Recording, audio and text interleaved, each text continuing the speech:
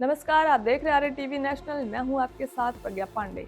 Saudi अरब ने हाल ही में the Washington post की उस रिपोर्ट को खारिज किया जिसमें दावा किया गया था कि इसने अमेरिका को ईरान पर हमला करने के लिए उकसाया। रिपोर्ट में कहा गया था कि सऊदी अरब ने गुपचुप तरीके से डोनाल्ड ट्रंप को ईरान के खिलाफ भड़काया और इसके बाद अमेरिका ने इजराइल के साथ मिलकर हमला किया। सऊदी अरब और ईरान दोनों मुस्लिम देश हैं, लेकिन इनके बीच लंबे समय से तनाव रहा। सऊदी अरब के करीब 85% आबादी सुन्नी है और यह खुद को सुन्नियों का नेता मानता है। वहीं ईरान में 90% से अधिक लोग शिया हैं और देश को शियाओं का रक्षक बताया जाता है। रिपोर्ट में यह भी दावा किया गया है कि सऊदी क्राउन प्रिंस मोहम्मद बिन सलमान ने ट्रंप को कई बार फोन कर उकसाया, लेकिन सऊदी अरब ने इसे पूरी तरह बेबुनियाद बताया और कहा कि उसने अमेरिका और ईरान से बातचीत के जरिए विवाद सुलझाने की अपील की।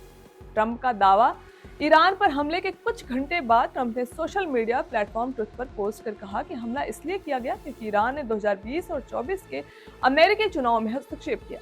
ट्रंप ने बताया कि 2024 में उनकी चुनाव प्रचार वेबसाइट हैक की गई और कुछ खुफिया दस्तावेज चोरी कर लिए गए जो चुनाव में उनके खिलाफ इस्तेमाल हुए। अमेरिकी news website just the news के अनुसार 2020 में भी ईरान ने उन्हें हराने की कोशिश की थी। उस दौरान डेमोक्रेटिक पार्टी समर्थकों को धमकी भरे ईमेल मिले जो प्राउड बॉयज नाम के दक्षिणपंथी समूह से आए। बाद में इन ईमेल के तार ईरान से जुड़े होने का दावा किया गया। ईरान ने इन सभी आरोपों का खंडन किया। अंतर्राष्ट्रीय घटनाक्रम समझते हैं। ईरान पर हमलों के बाद ग्रीस ने साइप्रस की मदद का ऐलान किया और 2 फ्रिगेट और 2 फाइटर जेट भेजने की घोषणा की। तेहरान में रूसी दूतावास के पास एक इमारत पर इजरायली सेना ने हमला किया। हालांकि दूतावास को नुकसान हुआ या नहीं इसकी जानकारी नहीं।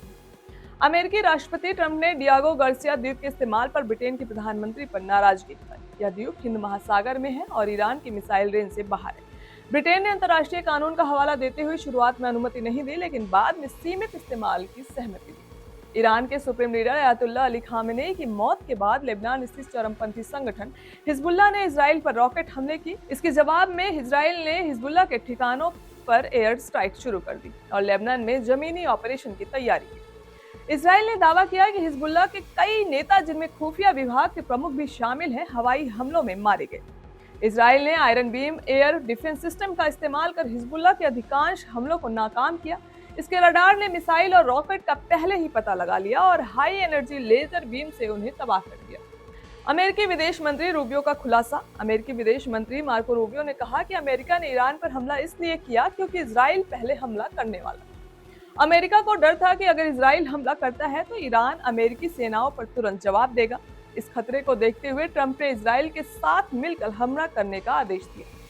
रूबियो ने स्पष्ट किया है कि अमेरिका के संविधान के अनुसार युद्ध घोषित करने का अधिकार कांग्रेस के पास है और राष्ट्रपति तभी सैन्य अभियान चला सकते हैं जब तत्काल खतरा हो।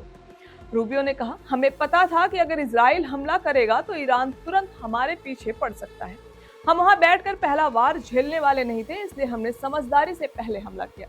हमला क्यों जरूरी था? रूबियो ने बताया कि ट्रंप की सरकार का मानना था कि ईरान पर हमला करना जरूरी था, चाहे इसकी शुरुआत कैसे भी हो। उनका कहना था, चाहे कुछ भी हो, अंत में ऑपरेशन होना ही था। हमारा उद्देश्य ईरान की बैलिस्टिक मिसाइल और नौसैनिक क्षमताओं को नष्ट करना था, न कि उनकी सरकार को पलटना। हालांकि हम चाहेंगे कि ईरान के लोग अपने देश के लिए नया भविष्य तय करें। अमेरिकी रक्षा मंत्री पीट हेगसेथ ने बताया कि तेहरान में ईरान के सुप्रीम लीडर खामेनेई और अन्य वरिष्ठ अधिकारियों पर हमला इजराइल ने किया। यह हमला तब हुआ जब खुफिया एजेंसियों ने जानकारी दी कि सभी एक बैठक में मौजूद हैं। रूबियो ने जोर देकर कहा कि हमला इसलिए किया गया कि ईरान द्वारा पहले हमला किए जाने की संभावना को रोकना जरूरी था।